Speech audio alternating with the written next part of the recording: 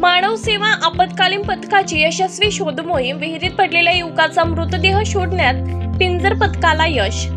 अकोला येथील खदान पोलीस ठाण्याच्या हद्दीत असलेल्या मलकापूर येवता रोडवर नजीकच्या शेतातील विहिरीत एक युवक पडला असल्याची घटना 24 मार्च रोजी घडली. विहीर खूप खोल असल्याने सदर युवकाचा मृतदेह बाहेर काढणे मोठे कठीण काम असल्याने खदान पोलीस स्टेशनचे पोलीस निरीक्षक धनंजय सायडे यांनी पिंजर येथील मानव सेवा आपत्ती व्यवस्थापन फाउंडेशनच्या संत गाडगेबाबा आपत्कालीन शोध व बचाव पथकाचे प्रमुख दीपक सदाफडे यांना पाचारण केले.